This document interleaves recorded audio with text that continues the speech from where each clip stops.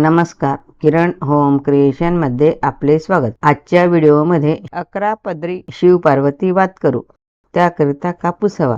बोंडाचा कापूस प्रथम निवडून घ्यायचा, सरकी अशी पकडायची व आजूबाजूचा कापूस काढायचा। असा कापूस निवडला की व्यवस्थित कापूस निवडला जातो। कापसाला असे पिंजून घ्यायचे। कापूस पिंजला की वसा छान निघतो। कापूस 2 बोटांमध्ये पकडायचा, थोडा समोर ओढायचा। 2 बोटांमध्ये रांगोळी घासायची। बोटाला रांगोळी घासली की बोटाला खरपूसपणा येतो, त्यामुळे वस्याला पीळ चांगली पडते। कापसाला पिळी पडायची। कापूस थोडा समोर ओढायचा, पिळी द्यायची। 2 बोटांनी पिळी द्यायची। डाव्या हातातील कापूस ओढायचा। अगोदर कापूस सैल करायचा, नंतर उजव्या हाताने कापूस ओढायचा, पीळ द्यायची। रांगोळी बोटाला घासली की खरपूसपणा येतो व वस्याला पीळ चांगली पडते। मध्ये जाड असलेला कापूस काढून घ्यायचा। वसा काढता येत नसेल तर बाजारात कच्चे सूत मिळते, त्याची वात केली तरीही चालतं, किंवा शेवया करतो त्याप्रमाणे वसा काढला तरीही ही वात करता येते।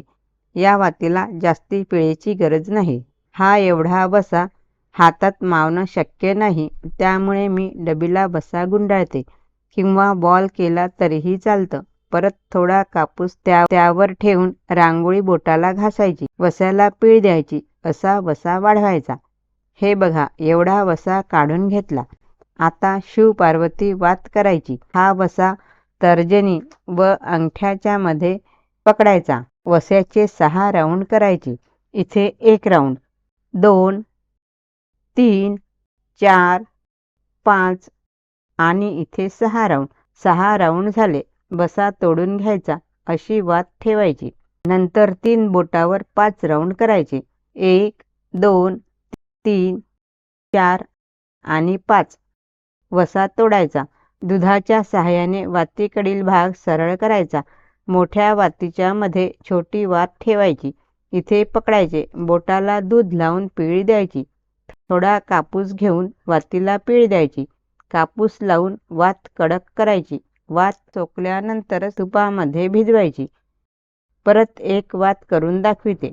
त्याचप्रमाणे इथे वस्याचे 6 राऊंड करायचे। 1, 2, 3, 4, 5 आणि 6। 6 राऊंड झाले। वसा तोडायचा। आता 3 बोटावर 5 राऊंड घ्यायचे। 1, 2, 3, 4 आणि 5। 5 राऊंड झाले। वसा तोडायचा। वात इथे पकडून पिळी द्यायची।